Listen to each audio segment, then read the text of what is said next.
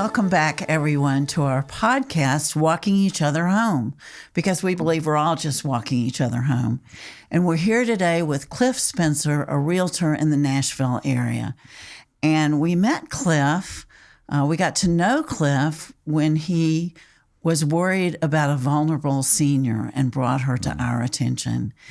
And that was a fantastic experience because we met somebody who cares like we do about seniors. And our mission is to work with seniors and their families and take away their anxiety because I know what anxiety is like, and I bet you do too, Cliff. Mm-hmm.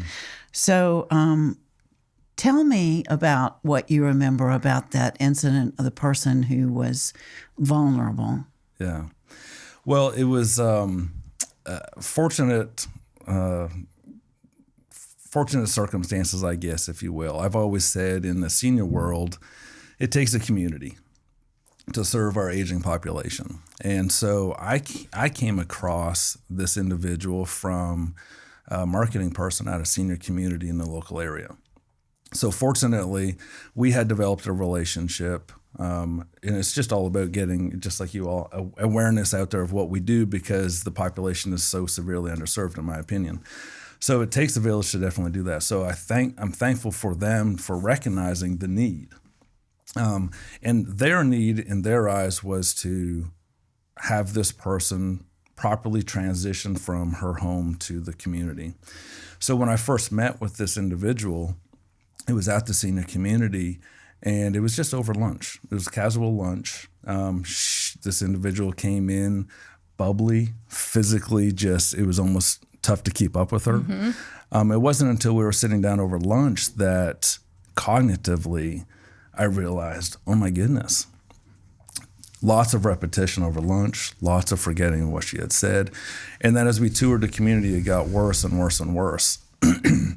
So it was at that point where I said, there's more help here that needs to be done. She didn't have any family. Well, there was a distant relative, but there wasn't really a hard connection where I knew there was going to be help there. So the first thing that I think about with my seniors is protecting their income or protecting their finances.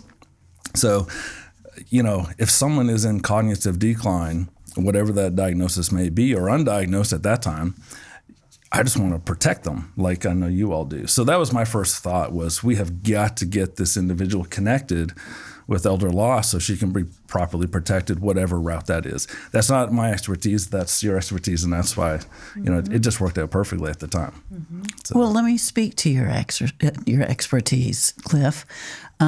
You're more than just a realtor. You have a focus in your practice. And so tell me about that. So my focus is really serving, some people call it a niche. It's really just came from experience. Before I got into real estate, I worked with a company that I consider for about 6 years. It was a downsizing relocation company. Although it was a career and a job, it really, to me, was an education.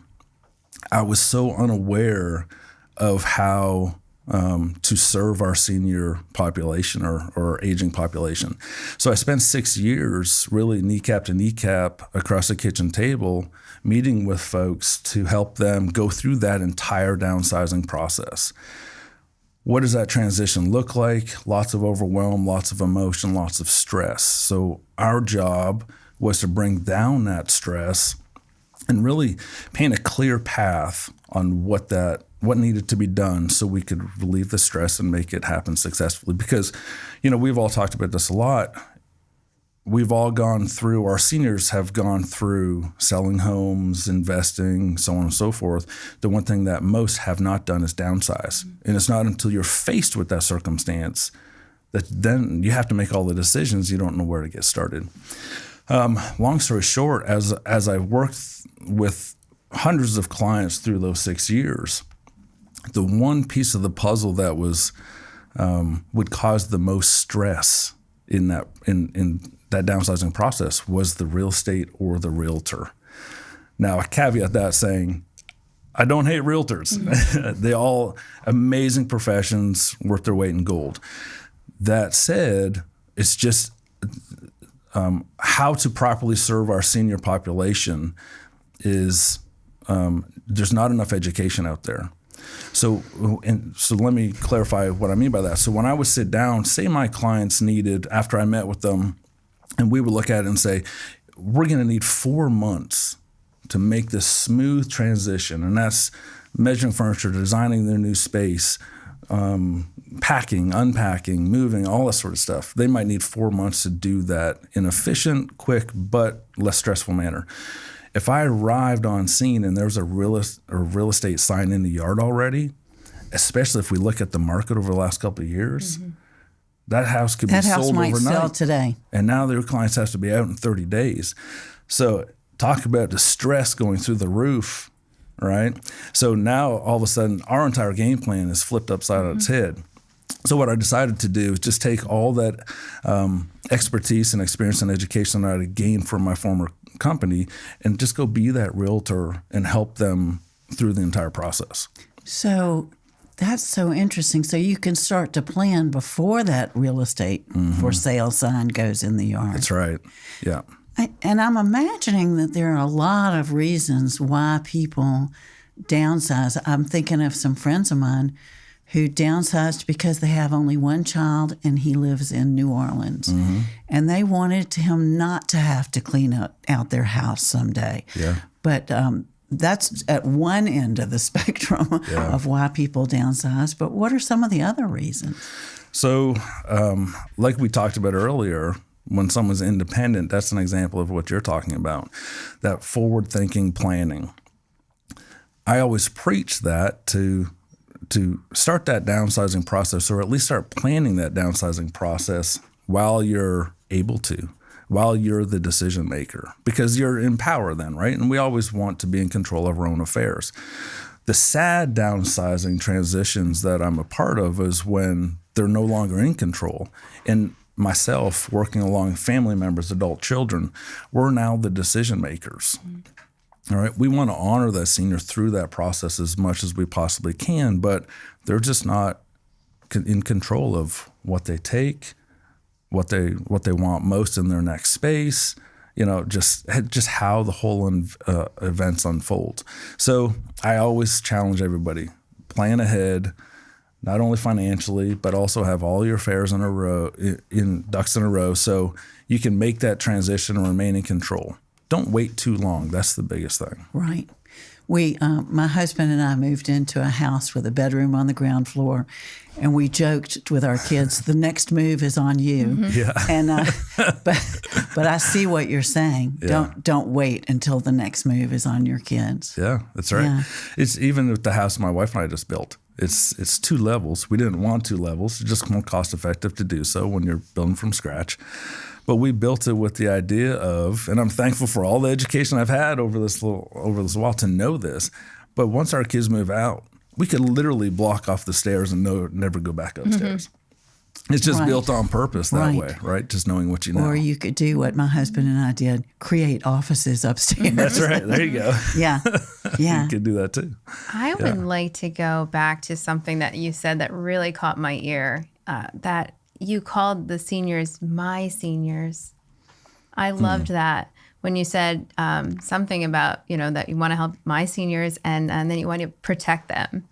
And I'm curious to know, does that have anything to do with your background in sports, in particular hockey? Because I would love to hear a little bit about your hockey career, if you would share that with us. Yeah. Not as long as I wanted it to have to go. I know. So I grew up in Canada. And that was always my lifelong goal. I know my dad, when I was 2 years old, he said, he put 2 little skates, had 2 double blades on them, and he put me on the ice. He couldn't skate. He just pushed me out there. And there was a guy that could skate, and he said, go do what he does. And I was like 2 years old, kind of waddling around. But it was just a passion. I think every kid that grows up in Canada, that's what you're expected to do, is play hockey. I got injured, and unfortunately, it stopped earlier than I wanted it to, but I took it as far as I could. But everything happens for a reason. Once that was done, my sister, who had moved to Nashville and went to school at Lipscomb, I followed her in her footsteps and did the same thing just to get an education afterwards. And it brought me to Nashville. And as you talk about the hockey career, it's funny because when I'm laser focused on everything that I do. It's just like I put blinders on. So when I was being a hockey player, nothing else matters, like zero. I'm going to be a hockey player. My mom always said, what about plan B? There is no plan B. I'm going to be a hockey player. So I wandered around in no man's land for a while after school, just like, what am I going to do? Because I'm a hockey player, but I don't play hockey anymore. And so I went from job to job, one career to another, selling this product or that. I love sales. I loved working with people. And it took me a while to fully understand what it is that I liked about sales. It was the people. So I was the sales guy who would have a quota of, get in and get out, 30 minutes, get the sale and be done. And I'd sit there for an hour and a half talking about their dog and kids and all that sort of stuff. And so I went and explored that and went and got my psychology degree and thought that's the career path that I wanted to take. For a variety of reasons, I decided not to do that. And I think most of it, as I look back on it, is because I don't think I would be able to let go. We were talking about your husband and what he does and his ability to do that. I don't know that I would be able to. So there was a fear of always being in that environment. And especially if it ever came to kids or I heard something about and kids. not being able to quit thinking about it when work was over. Yeah. So it's funny how everything happens for a reason. And I really see, you don't understand at the time, but it really did come full circle for me. I was part of a networking group at the time too. I think I was in credit card processing services at the time. And I met an amazing lady who had this downsizing company. And I was probably in it for 3 years before. And there's certain ones that there wasn't really ever a need for me to pay attention or connect. She always intrigued me when she stood up, but it was like, she works with seniors, I sell credit card processing. What's the connection, right? So it wasn't until I was done with my psychology degree that I went back as a guest after I had left, and she stood up and said, we're hiring part-time. And I was like, there's a segue, because I at that time had a psychology degree and sales experience. Zero connection. Right? What do you do with that? So it was that segue where I was like, hey, maybe that's a connection. Let me learn more. And about a year later, it wasn't right for her at the time, but a year later she reached back out and we connected, and that got me involved in seniors. And it really, I think, actualized my passion for people and them being able to serve. I kind of think the best jobs that you find are the ones that you stumble into. I honestly believe that. Yep. I think as long as you're searching and as long as you're chasing a passion, then the right thing's going to happen. And that's the truth. My passion went from hockey. My passion went to psychology. It went to now with seniors, and coupled with, I love real estate, but being able to help in all those areas, it's really fulfilling. Yeah. So what's your ideal client, Cliff? That's a great question. Or the range of ideal clients, maybe even. Yeah. I think really just ideal is tough because a lot of people think about it financially.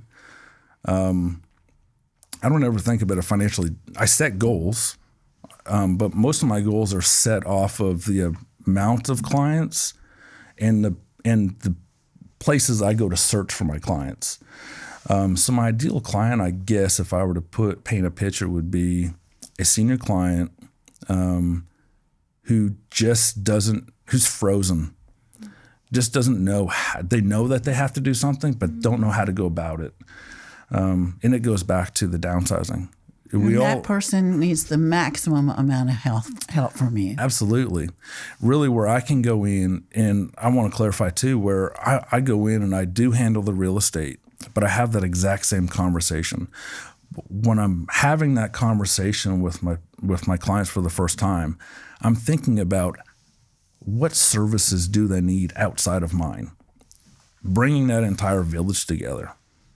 Like the individual we were talking about before, immediately recognized elder law. That's their specialty. I don't want to play in that role. I want to bring in the best to play in that role. Former company of mine, downsizing, help them relocate, bring them in. All these expertise, estate sellers, something like that. So I think it's really, I help connect people with hey, I just need a mover. Okay. as long as we have that conversation, you allow me to ask you a bunch of questions to make Right. sure Is that there's really nothing. all you Yeah, need? yeah. Let me just do my job and make sure that we're not leaving anything undone that's going to cause you more stress. But if you just need a mover, let's get you a mover. You know. I think you mentioned a minute ago about how uneducated seniors are about what they need to do. And that's what we find too. We're so good in America at pretending that we're not going to die and we're never going to be disabled. And we've also medicalized the process of getting old and dying so that now I think that the statistics ticked up a little bit to slightly more than 30% of us die at home. But, we all say we want to live at home until we die. Right. But we often end up in the emergency room and in the intensive care unit. Yeah, it's true. I think about, it's funny. It's not really funny, but when you bring it home, not only for my own planning, my own family's planning, but you think about your parents too, right? And people trying to hold on to their independence. I don't blame them for it. I may, even knowing everything I know now, I may do the same, right?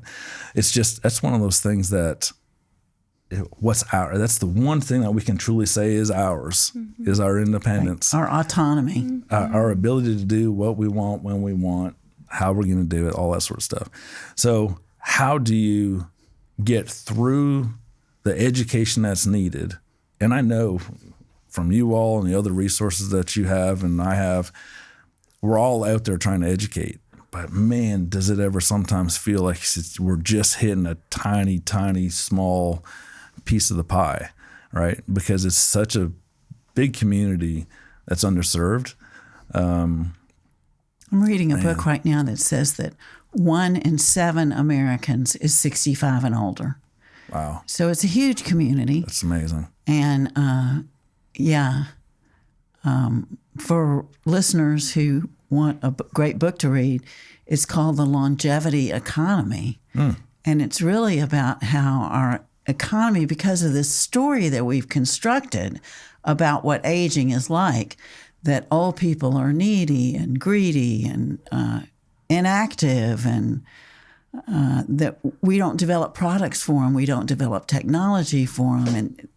And, people over 50 control a huge amount of the wealth in this country. Absolutely. But we're just really good at looking away. Yeah. Yeah. Yeah, it's unfortunate. But, on the flip side, I'd love to know that, and I think that's part of the special, people always call a niche, the special niche that we're part of, is that it really is. When you get together with people, even your competitors, we all have that same passion for people. Are there the odd rotten egg here and there? Sure, but it's pretty easy to find out who those people are. The vast majority in our industry are really caring, passionate people leading with their heart.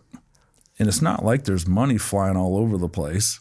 Again, there's a lot of wealth, but for the most part, people get into the industry through passion. That's right. Yeah. And That's then right. Can the money come? Sure, but I don't think it's rare that I see people leading with their wallets in this industry, which is nice. Yeah. I also see that working with seniors, I'm a storyteller. Anybody that's been a trial lawyer is at heart a storyteller. Yeah. And older people have the greatest stories. When you're 21, unless you've something weird's happened to you, you don't have a great story. Yeah. But our clients have some great stories. Yeah. Yeah. At 21, you have a story of the night out. Let me tell you about last night, if I can remember. Yeah. No, but you're right. Your seniors definitely. Yeah. We had a client come in and he told us this story. His dad had been in the Battle of the Bulge, had been injured, had called the medic. The medic came over, was shot, and fell on top of him. And that man's body kept him warm all night so that he survived. Man. You don't get stories like that from 20-year-olds. No. That's amazing. Yeah. That's amazing. That story makes me think about that population in general. And most of the time, I I would almost say 98% of the time when I meet with clients, it doesn't matter their background. Military, I mean, it just doesn't. There's going to be at some point, and it sneaks up on them a lot of the time, there's going to be an emotional breakdown through that downsizing process. I remember specifically going to a gentleman's house I was referred to, and I forget his rank. I'm going to go with general for some reason. I feel like it was, but it was high ranking. And this man, as I walked into his house, there were so many pictures of war and airplanes and medals and accolations hanging all over his house. One of them I remember clearly, it was like the Purple Heart here, but he was given to him by France. War pilot, just amazing. You could just tell, tough guy, had seen so much. And it was just, don't worry about this. I've got this, no problem, and you want to honor him through that. And I just said, sir, I totally understand. And we're just going to walk through that process just like that.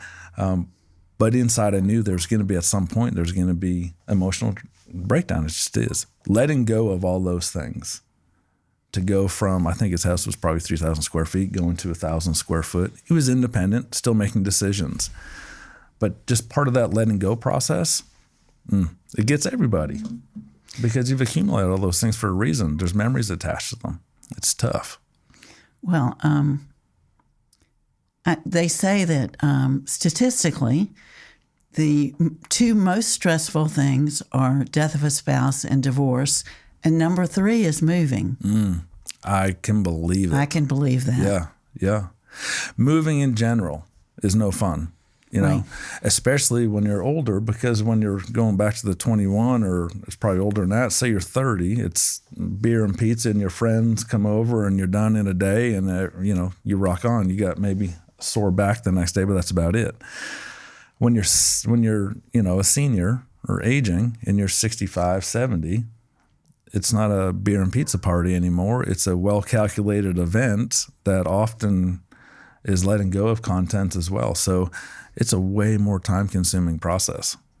And the story you brought up, was with someone who's probably got a stellar background and storage unit, and everything is just so, and already probably calculated and accounted for. But most of the clients we serve are kind of messy. We've got messy lives, and we're not so clean. And we've got family members who maybe aren't always looking out for the vulnerable senior. And, we've got a lot of curveballs in addition to the idea that the job is itself awful, that we have to help this person do this thing that no one wants them to have to do. We want every senior to stay just where they are and let us do what we should be doing, which is, serving our seniors as, a village. Yeah. But unfortunately, we just don't do that in this country enough. But I think we see a lot of people in our circuit, in our network, and I think I love one of the things I love the most about doing this work is that,